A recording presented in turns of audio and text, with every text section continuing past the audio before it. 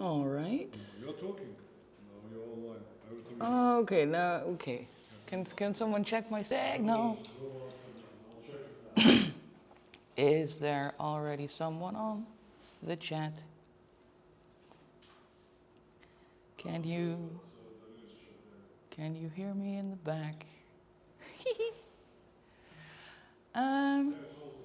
It's all good? We're here? Litty in the city? Womp womp. All good. All right. So this is welcome back to part 2 of the writing sessions, I suppose, that I shall be hosting. That's me on the big screen. Hello. Am I also here? No, I'm not. Today we're going to mostly be talking about the question that was asked in the last session, namely how to use. I've already lost the word now. I've read it 1,700 times in the past 2 days, and now I can't. I want to say sepulcher. I don't know why the word sepulcher is appearing, but we're going today be talking about the Ramones and about parentheses, a word I don't really use out loud, parentheses.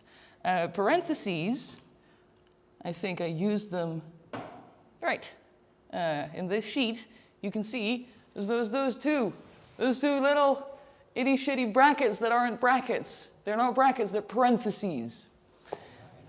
All right, and today we're going to see how to apply them, and we're going to see that in context, of course, because in writing, nothing exists independently. Everything sort of glues together in a sort of ontology of grammar, as I hope to be able to communicate to you before the end of the session. If that is the one thing that we get to do today, I shall be quite happy because, though boring, it is a very relevant skill to have in the game of writing.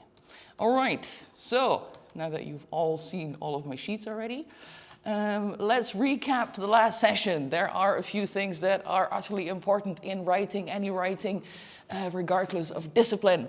Let's see, efficiency, comprehension, wit. Brevity is the soul of wit. And if you write, you should please strive to do so in a both conclusive and exhaustive fashion. You do this throughout the entire process of writing, from forming the little sentences to forming the paragraphs to forming the entire sheet of text. Thank you. Another important point that we touched on last session was the imagination that you have to apply in order to imagine to get in touch.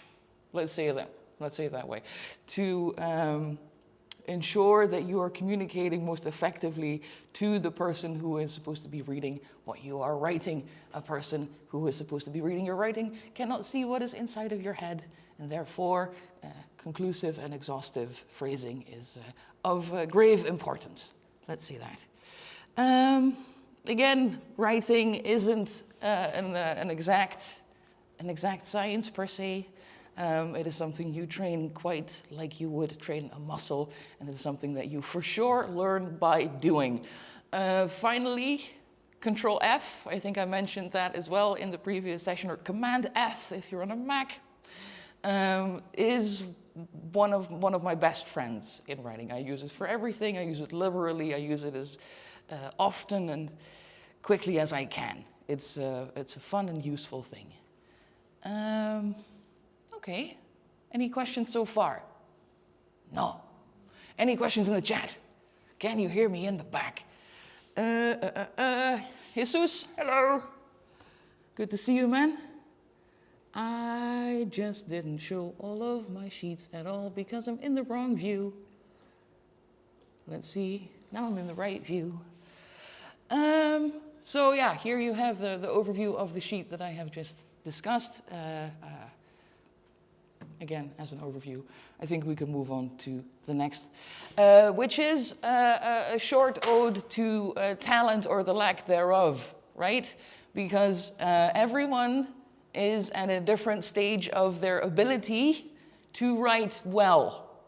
And that's not anyone's fault or mistake or lack of talent. For sure, just like in the previous sheet, you write by writing a lot, as often as you can and as diligently as possible if you want to do it well. If you write purposefully, for sure that is the skill you will eventually improve in. And if anything, the entire genre of punk, but most of all the Ramones, prove beyond any doubt that drive is for sure bigger than talent. One famous quote that I learned about recently was, Johnny doesn't do upstrokes. Johnny Ramone was one of the guitar players of the Ramones, and he would play his guitar only down. So guitar playing is this. And if you've ever touched a guitar before, you will know why that's a very, very strange choice to make. That is not necessarily a choice that is based on skill or talent. It is just something that you do because you want to do it so desperately, so absolutely, so fundamentally, because it is in you, that you will do it just the way you think is right. And if you do that well enough, if you train that very, very, very strange thing well enough, you will do something so unique that other people will try to copy it and not understand how you did it. Now, that's a long path. That's not necessarily something that is recognizable in the early stages. You actually have to train that in order to become even a Ramone. Yeah, the Ramones were such a terrible band that it took me about 18 years to understand why exactly they're so revered, but they are. And please, like you can sit with a nice phrase that's difficult to understand, so you can sit with the Ramones and think about why, God, why that music is so legendary, but it is. Even the Ramones at no point thought that they were good, ever. Not once, not for one moment. They understood quite well that they were garbage, and they played anyway. And if anything, this gives me a lot of hope. There are days when I for sure feel like a Johnny Ramone, and I have to do it anyway, and I do. And it's fine. Usually it's fine. All right. Yeah, here's the boys. All very stoned, as you might see, especially Dee Dee on the far right. Dee Dee is my favorite Ramone. They were lovely people. Anyway, back to interpunction, back to a very, very boring thing to put next to the Ramones. All right, specifically we're going to be talking about parentheses. We're going to be talking about the why, what, when, and how of them. When do they appear and why? I hope to be able to explain that you have connective text operands, right? So the and, the or, the if, then, just like you have in programming. And somehow they get a little bit interspersed. There is like a abstraction of meaning that you do, and the further you get from the operands, the closer you get into these abstract little signs, basically, that you can use that will help the reader to comprehend the text better. And it really does change the meaning of the text to use your operands, your parentheses, your interpunction correctly, as I hope to show you. All right, so as I alluded to before, writing and coding are very, very similar. I think everyone in the room is aware of both. Hey, Slabane, good to see you, man. Nice. Hey, Bernas. Oh, I like that people are looking. Hello. Good to see you guys. As I alluded to before, writing and coding are very similar. In fact, I think being conclusive and exhaustive is a fundamental tenet still in both, and you learn both to serve very similar purposes at the end of the day. So interpunction, just in the grand image of things, interpunction serves clarity and brevity. It is the shelving, the little bookcase in which you can order your grammar and your meaning. You can snugly tuck them in between little signs that will help the reader know where to go. And for the better part, you do this intuitively and for sure mostly correctly. In yourself, you already know kind of when you're reading what means what. Can anyone give me an explanation? Can anyone give me an example of when you would use two commas over, and again I want to say brackets, but the word is not brackets. I can't, I'm dyslexic specifically to the word parentheses. It just goes out of my mind, I'm very sorry. Anyway, can anyone give me an example of when you would use either two commas or two parentheses? You mean two commas like... No, I mean commas, like I have a sentence, comma, another bit of a sentence, comma, or dot, I mean period. Why, or just an explanation of when you would use either. Also chat, go along. To do some action. Well, In English or in code you speak? no, in English, just in regular writing. That's a sentence to describe an action. Like I'm going to take this pen, Uh-huh. and after I can describe the type of pen inside the bracket. Uh-huh, and you would not do that with commas. Like, I'm going to use this pen, comma, and write a letter to my sister. Yeah, to make precision inside. Mm-hmm. The speciality of my dialogue. Mm-hmm. You indicate a sort of subclass when you use two commas rather than when you use parentheses. Parentheses. Okay, other suggestions?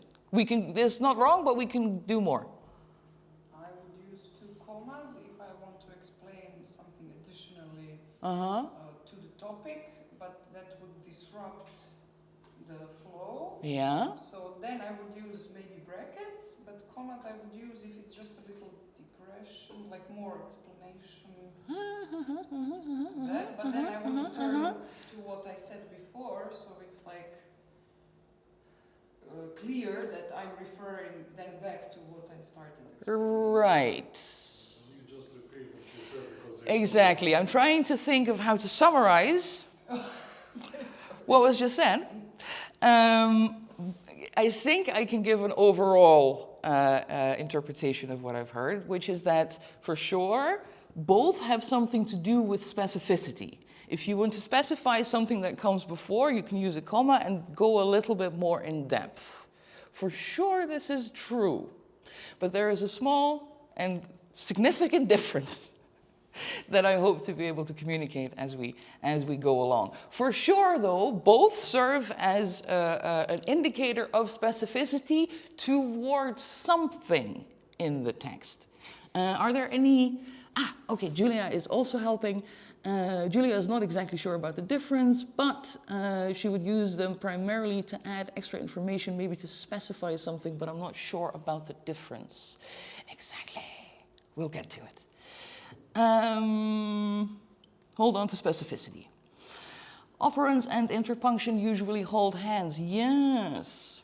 And to that I would like to add een foute punt of letter, maar het van Jezus nog een ketter.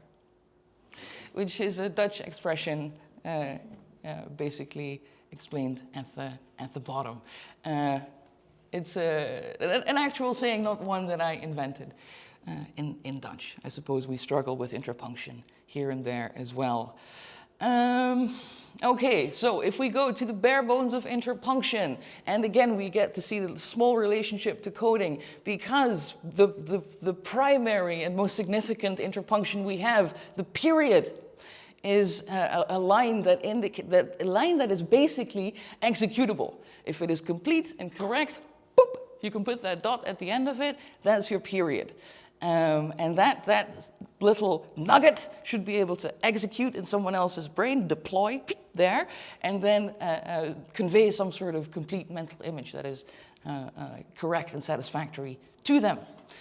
A comma, however, indicates a break. So when you feel as though you should use a period, but you can't use a period, you can start considering the use of comma. And this already indicates the specificity that you guys were alluding to before. For sure, when you inject a comma, you want to add a second part of the sentence that's not quite part of the first part, but also not quite a separate sentence. So you put that little little sucker in the middle. And usually you will find that either that comma replaces or enhances an operative term, again, just like in coding, operand, to give that a little additional pause or significance, like a little dent, which is almost literally what a comma is. Look at it, it's a graphic little kick. I don't know, I like language. Anyway, a comma indicates a part of the sentence that is relevant to the point of the sentence without being a literal part of it. Otherwise, it would be a separate sentence. Okay. I've thought about this far too much. I wish it wasn't so boring, but it kind of is. Thus, a comma appears when two arguments are too similar to have a period between them. A sentence thus runs best, right? When it is connected by a comma. So you can actually test this. You can just make the sentence that you have with the comma without the two and just read both separately and see which one you find to be the smoothest. All right. Still, brevity is the soul of wit. One big problem with commas is that you can use almost as many of them as you want. There is no option, I don't think, in Word that tells you that's too many commas to put in one sentence. You should reconsider doing that. When it should. Because for sure, you want to limit them to as few as possible. You can have one, maximum two per sentence, because sometimes you want to tuck something in between two other parts of a sentence, and that's all right. But soon enough, you will end up forming a list of things. And when we fall into the list, we have to use either the format of lists, which means that we make a little path. We carve a little path in the text by which we make this list, or we simply make separate sentences that indicate why each part is relevant. All right. So, end of the day, shorter sentences are still better than longer sentences in general. Doesn't mean you can never use a longer sentence, just that when you get to choose between a shorter and a longer one, you should probably choose the shorter one. All right, and if you can replace a comma with a period, you probably should, which is almost a haiku. I was so proud of myself. And then disappointed when I realized it wasn't actually a haiku, because period is 1, 2, 3 and not 1, 2. God damn it. But nonetheless, it stands, and I think it is more expressive in poetic form. If you can replace a comma with a period, you probably should. All right, again, parentheses. Not these. Parentheses are the connective tissue, let's say, that lives between commas and brackets. And when you have a comma, as we've just observed, you need those two parts of the sentence, 2 or 3 parts of the sentence, to be connected together. You can't separate them by a point, because that would disrupt the flow of the sentence, as you have concluded before, right? But then, sometimes, and here we come again to the topic of specificity, but then sometimes commas aren't the right thing to use. Sometimes you want to use parentheses, because parentheses indicate a remark that is specific to the thing that came before, like literally the word, the term that came before, rather than the overall meaning of the sentence. Therefore, if the part that is in between either the parentheses or the commas is related to the overall meaning of the sentence, that requires commas. If it only refers to the part that directly stands before it, and we will see examples of this, I think, in the sheets, then you can use parentheses. Is that a little bit followable? Little bit. It's okay. It's okay if it doesn't. Let it sit with you for a little while. It will come to you. So, in a way, you see, again, this sort of ontological programming coming into being. We see the word and becoming a comma, right? Because when you have many ands, you have comma, comma, comma, comma, comma, and final thing. And that kind of transcends onto something that stands a little bit more distant from the direct meaning of the text. That is something that seems to be inherent to interpunction in general. The more abstract, the sort of unusual the interpunction becomes, usually the more meta the information that it is trying to convey. Does that make any sense? So you see commas very regularly. You see a comma almost every other sentence. But a bracket, like the square bracket, you see almost never. And when you see it, it usually, or not usually, always, because I've looked it up, indicates some meta information about the text. You use brackets when something that the author thought is supposed to be injected into the story without being part of the story. So I will have examples of this further on. But like when you see something in those square brackets, whatever is in between those is something that is definitely external to the text. Relevant, but completely external. And this is why parentheses are between, or this is what I hope that you can imagine now, that parentheses, the round, I don't want to say round brackets, but there you go, round brackets. The parentheses are in between commas and the square bracket. And this goes also in terms of meaning.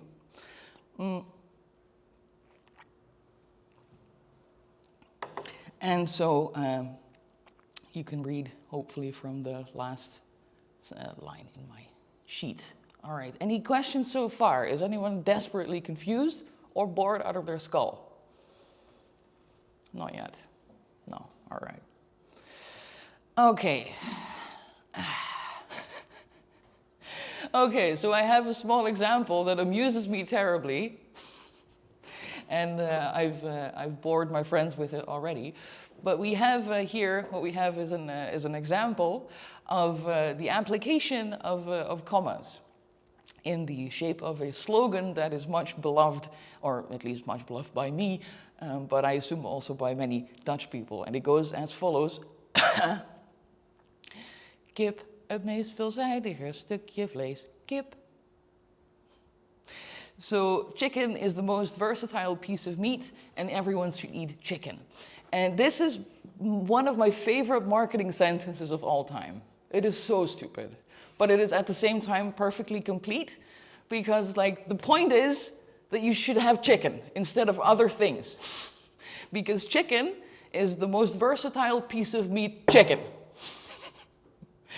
And there is something about the melody and the repetition of kip, het meest veelzijdige stukje vlees, kip, that I find, that's to me like an earworm. Like I can wake up at 4 o'clock in the morning and be like, kip, het meest veelzijdige stukje vlees. And what I find particularly stunning about it in this particular example is that the second part, right, the part that is in between these two commas, so the thing that is referential to the thing that came before, can be a full sentence, but in this case it's just the word chicken, that is so much longer than the original 3 letters that are indicated to begin with. The point is chicken, and then I need to tell you something about chicken. Yeah, I hope that that's a little bit comprehensive as to how you might use. You can't put. My point is that it's difficult to see the same thing in parentheses, because you would have almost a distance between the meaning of what is in the middle and what is to the left and right of it. I hope that it's sort of naturally indicating that what is between the parentheses is somehow intuitively more distant than it would be as it is written above it with 2 commas. That's my chicken talk. Thank you for coming to my chicken talk. Julia wants to know what's the difference between square and round brackets. I hope I indicated this. Let's say for now, as I can summarize it, that the square brackets are the more abstract. They always indicate a meta meaning to the sentence that you're reading. So whatever you're reading in between the brackets is not really a literal part of the sentence. It's more like an opinion or an additional piece of information about the sentence, which is independent of the meaning. Which, when you use parentheses, it is part of the meaning, but not as close as it would be if you were using commas. Again, I'm very sorry. This is not a particularly tantalizing topic, but here we are. So, again, as I mentioned before, a comma indicates a part of the sentence that is relevant to the overall, to the global point. It simply isn't the main part of it. So, as you've already indicated before in the room, what comes after a comma indicates some kind of specificity about what came before. And in the case of syllables, monkey, banana, sequence, parentheses. I literally can't form the word parentheses. It doesn't come out of my brain. And it makes me lose my place. Okay, so commas, global, parentheses, specific. Specific to the word that came before. That's as brief as I can make it. And usually, and again, as a rule of thumb, you usually, and by large majority, will use commas over parentheses. There are academic uses in addition that might be relevant at some point, but those are for sure not relevant to the writing that we're doing here.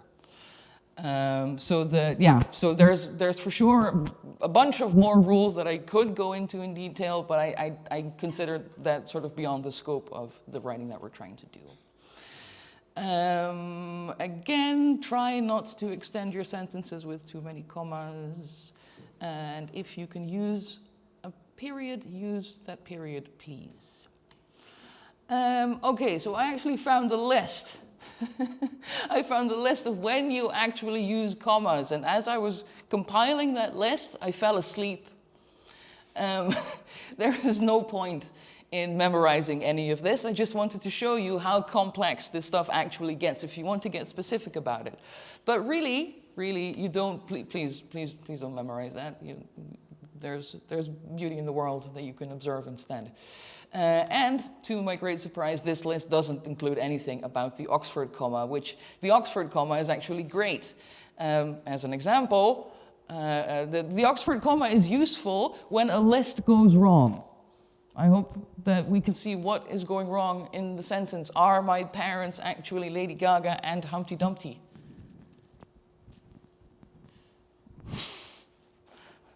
I love it.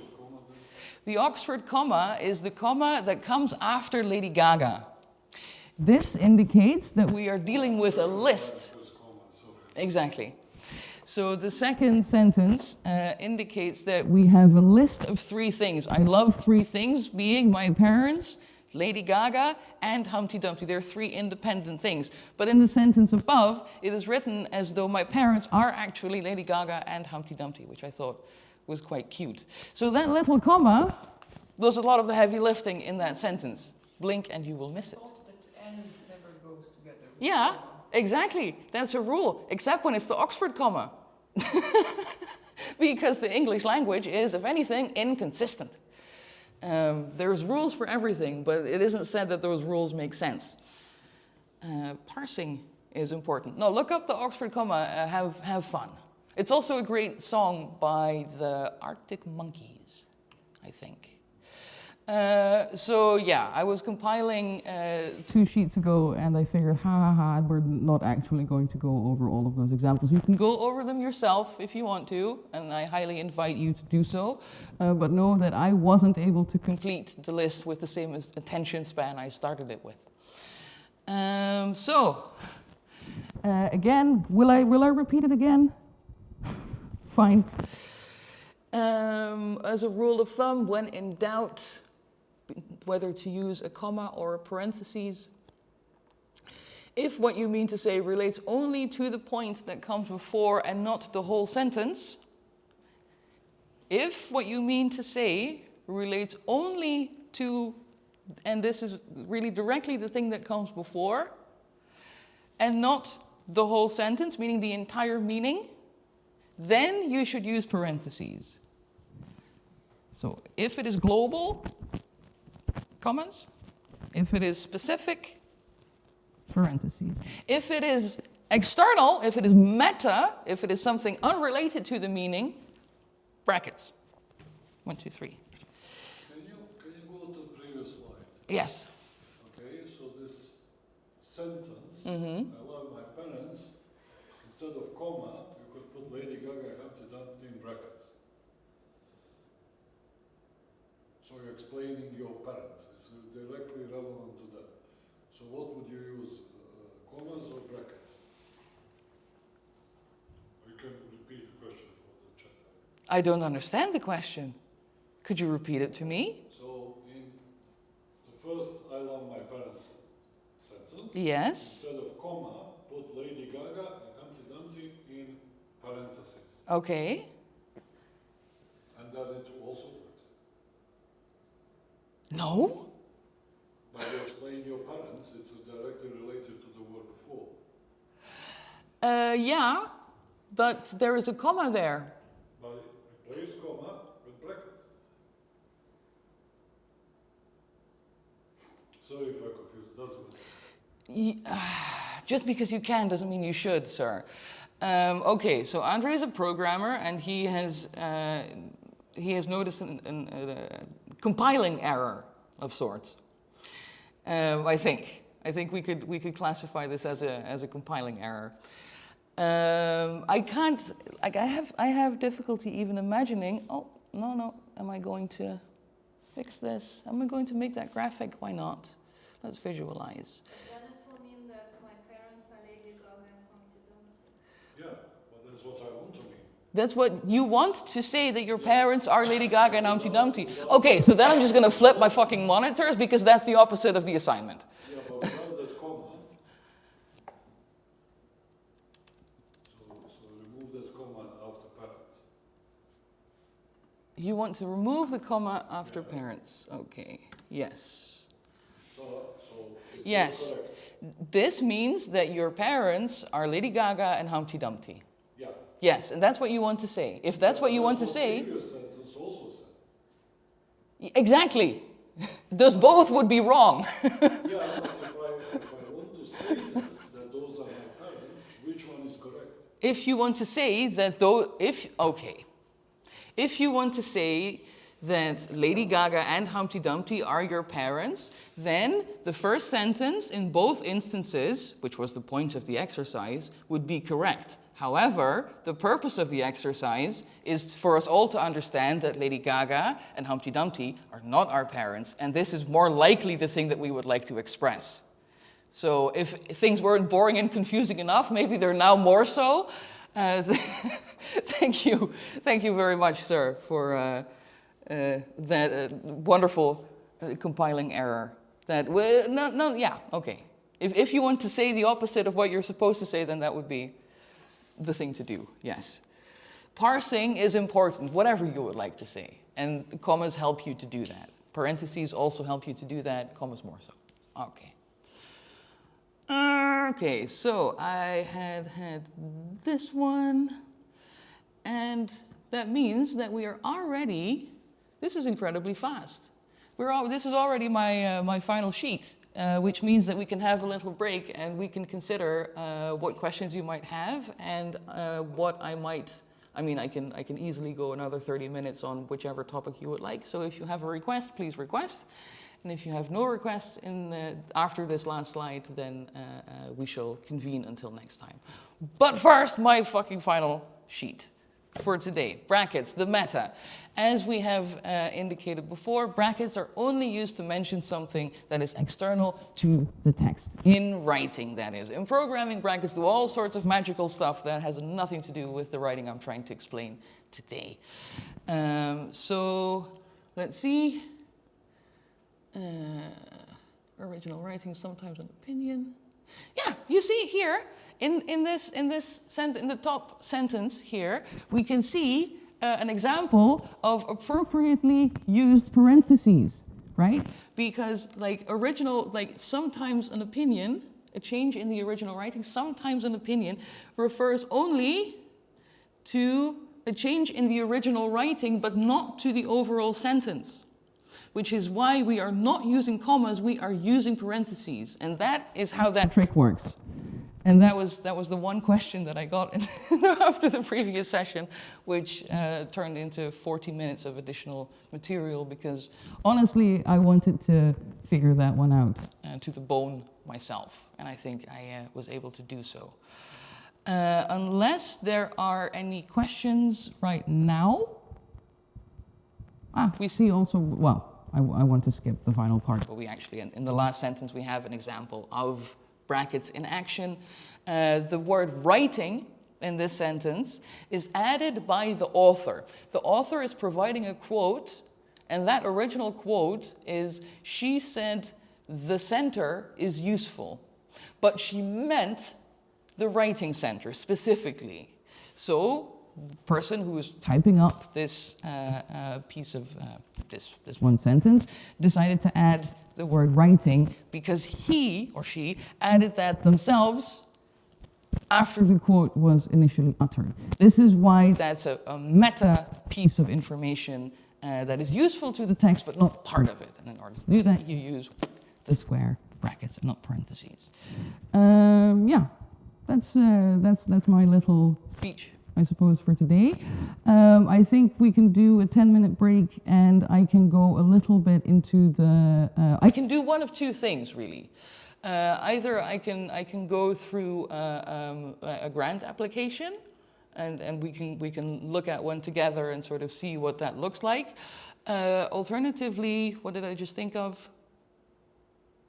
Yeah, I can do an introduction to intervention mapping, which is something that I've wanted to show you guys for a long time. It's not particularly complicated. So maybe I can just do 10-15 minutes about that and you can ask some questions and we can decide whether or not we want to do an additional session that is just about intervention mapping, because that's, I think, a really useful skill to have. What is this?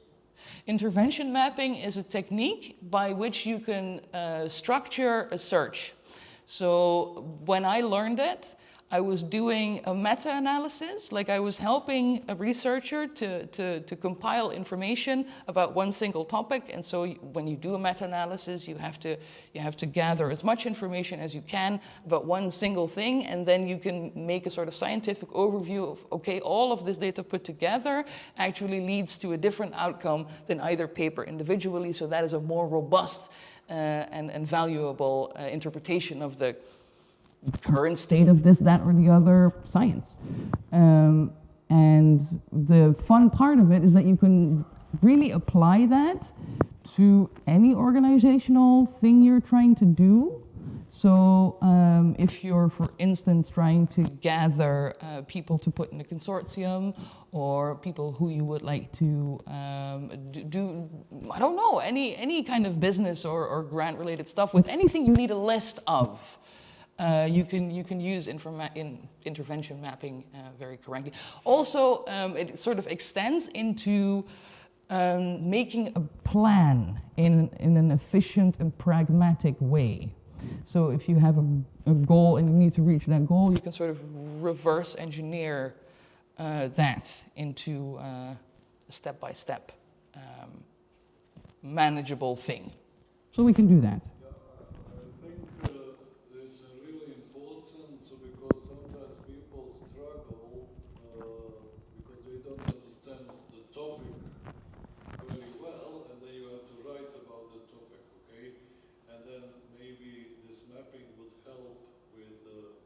One way of gathering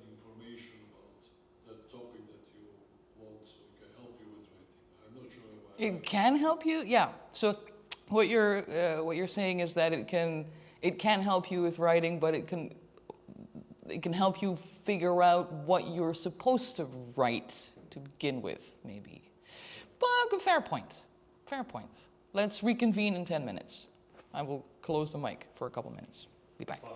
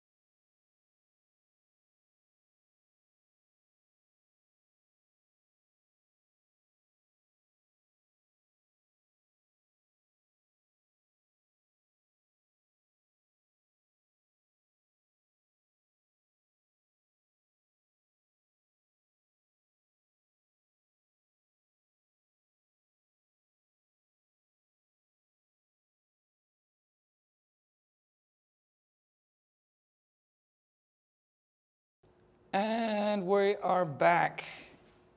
Are you ready? Are you ready? Okay. I'm going to give an introduction about intervention mapping. And here's why this is not a more commonly used method, is because when you look up what intervention mapping is, the presentation of it is extremely theoretical and dry, which means that it's interesting to you if you are an academic and another academic tells you you should do this, whatever thing you're doing, by intervention mapping strategy, and that will then give you a reason to look into these steps and produce something that is practical from them. But in all other instances, it's very unlikely that you will run into this system. I just looked up the website. This is a program from Maastricht University, where I also used to go to school and work also, and where I have several friends. And indeed, I found, because the last group session they did in person before the pandemic, I was able to join. So if you look very closely, you will find me here, right at the top. Hello, that's little me. Doing the 2019 intervention mapping course with people from really all over the world. It was a very cool, diverse group. I was able to attend that training, but more importantly, and actually long before that, one of my friends who is also in this picture, or should be, do we see a little bald head guy here? I don't think so. Anyway, one of my friends asked me if I wanted to help him write a meta-analysis about smoking behavior, which did two things. I did not stop smoking, unfortunately, and two, it was extremely difficult to do well, even with the methods that we had at hand, because what we wanted to do was gather data from studies about smoking behavior. So there's a lot of information about, scientific information about smoking behavior, about cigarettes, about chemicals that are related to cigarettes, about what they do to different categories, different demographics of people, right? But what we were looking for was like specifically behavioral traits that are related to smoking cessation. So that's a very, very specific question that you can then systematically go through all of the different papers about that somehow relate to that search term, and collect them and then abstract the data from them only as it relates to cessation behavior. Of course, every different paper has a different research question, and they will deliver data that is diverse as a result of that. So you want to drill down to one specific portion of what may be up to 1,000 papers, right? And you have to check them manually, basically. So that is there's no academic term for how much work that is. That's what you might call a fuck ton. It is too much, and therefore we try to make up rules that help us to stratify the process a little bit, so that we can continue to be conclusive and exhaustive, which is what you are for sure supposed to be when you create a meta-analysis, because it's supposed to be an overview of everything as it relates to exactly that question. That means everything, not excluding one little corner. No, that means including everything. This is why you have to go through a number of steps. Step one, very simple, analysis of the problem. You have to understand what you would want to, like you have to formulate, you have to put into words, like you would with a research question, you have to put into words exactly the thing that you are trying to do. So in this case, of course, academics never do anything on their own. They always have a planning group, or even better, and this also relates a little bit more to us, a stakeholder group. Stakeholder is one of those nice buzzwords that refers to people who are included in whatever thing you would like to do. So you let all of the stakeholders, right? You introduce them to the problem that you're trying to solve, whether that is helping people to stop smoking or forming a consortium to produce some sort of innovation. That's effectively the same thing. right? And you all look at the problem together, and what you do, well, it says here, and let me read this out loud so that I can compress it for you. Identifying the behavioral and environmental factors that cause the problem and determine the factors. So whatever thing you are trying to solve has a list of little components, right, that help you or that contribute to either the problem or the solution, depending on how you want to look at it, right? Some people are, like the strategy by which we are educated at Maastricht University is called problem-based learning. And this is a very effective exercise to learn, because you are served with a problem and you think of a solution. And every time you think of a solution, you see why the solution is applicable. Thus, you train your thought and science muscle. However, I have heard people in business say, "Oh well, you scientists, you always think in problems," as though a problem is a bad thing. So if you're one of those people and you want to avoid the term problem, have at it. Interject the word problem with solution, and it's exactly the same thing. So.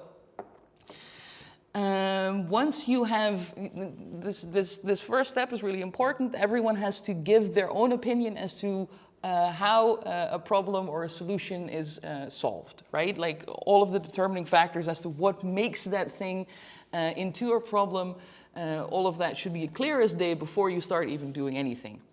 And for instance, this strategy is often applied in HIV prevention studies and behavioral research that goes into HIV prevention. So that's going to be the examples that they will provide on this website. Wonderfully in Dutch still. The images are in Dutch, even if the text is not. Okay, so when you have all of your determinants, nice global term there for like things that make up your problem, those are determinants. Once you have those set, you can formulate goals. So you go really, really closely, step by step, to what will eventually build into a solution. So what would you like to do? What would be the result of the path that you are setting out on? So you have the problem and the causes clearly defined, and specific goals and outcomes. So that's now you have a whole spectrum, right, of the problem that you want to solve.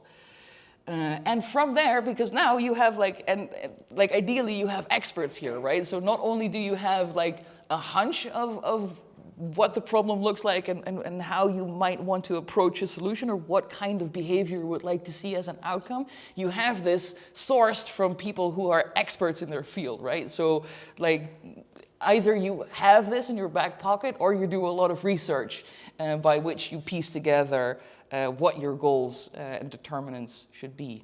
And from there, you can design your intervention. And this, again, is no small feat. Again, this is like a small mini iteration, let's say, of the steps of asking a scientific question or proposing a study. A coherent and feasible intervention is designed. This, again, in our case, this is very abstract, right? We're not making a study here where we have different goals, and we can design interventions as it suits us, right? Not as given here on this health psychology related website. Okay, so once you have designed your intervention, you have an idea of what it is supposed to look like, you can put that into action. Again, I hope that the parallels to business are a little bit obvious here, right? Like this isn't too far from how you might design an MVP as well. I hope that that's more or less transparent. So an intervention, you might take the word intervention here to mean, well, we might say innovation. This is where we make our innovation, our progress, the thing we want to deliver. This is where we make that come to life. Is intervention solution? Ooh, no. but is an intervention a solution? Not quite. An intervention is a change. And a change with a certain goal. That's I think, an intervention. And there's perhaps the term is becoming slightly dated because I think it came forward from the same era as disruption. I don't know if you guys remember when disruptive was the hot business word, but there was something about that time period in which the fundamental, shaking the foundation was somehow important. And I think that's why the term intervention was chosen over solution, because it's not quite a solution. And because this is also health psychology related, a person has to decide for themselves whether they want to engage with this intervention. So it's not really a solution, it's a method by which you might yourself become better. But it's not the end point, it's the vehicle by which you go there. Is that? Okay, I hope that's satisfactory. Okay, so when you know what you want to build and how you want to build it, or how you want to intervene, or how you want to change something, anything at all, then you have to still think of how you're going to put that thing into the world, right? Like just having the thing, this is a super big thing that goes wrong in business all the time. So you have a great thing, but you have no place to put it. So you have to think of how you're going to implement it. And let's see. Again, we go through the intervention mapping steps. Again, this is sort of a subroutine, if you will. So there's like a little repetition. There's like a little sub-problem inside of a bigger problem. And that's, in this case, the implementation plan. And then, obviously, at the end, because we're psychologists, you have to evaluate literally everything. And you should. I mean, if you did something, for sure, if you're at the end of something, usually you don't really get to the end of things. A lot of things just sort of fall off halfway. So if you fully get to the end of something, you can get to evaluate which parts of it could be more efficient, which parts of it you might do differently the next time, and whether your plan was suitable in the first place. So that's intervention mapping in a nutshell. I can really, if I take a little time and if you like, I would like to produce a better, more in-depth presentation about it. I can even ask an expert in time if we get good at it. I'm sure that they would love to share what they do with us as well. They're good people. Any questions? Slaven is interested. That's great. Thank you. Yeah, maybe we can have a lecture with practical tasks, so Mm-hmm. we can try to produce something. Exactly, because you don't see it until you see it going into practice. Because if I can Google an example now, but that would be a spreadsheet. And that's the thing, it's deceptively simple. You would think that this is not necessary, but the strength of it is that there's a few simple steps that if you do them consistently, you will yield an effective result quicker, with less thought as well. That's at the end. I guess that's what we mostly want to do, is to use the thought power for things that matter rather than how. I don't know about you guys, but I like to keep my diary entirely in my mind, and that can make it difficult if you have multiple appointments in one day. That's difficult to keep track of. And yeah, in the larger part, if you want to do something fully, exhaustively, conclusively and exhaustively, intervention mapping is a very good method by which to know that the thing you wanted to do is done and complete. That's basically, that's what that's for. Thank you. That's all I have to say for today, I think. All right. With that, I suppose I shall be signing off. That's me again. Ooh, now bigger. I shall see you next time, probably with a little hour on intervention mapping. Adios.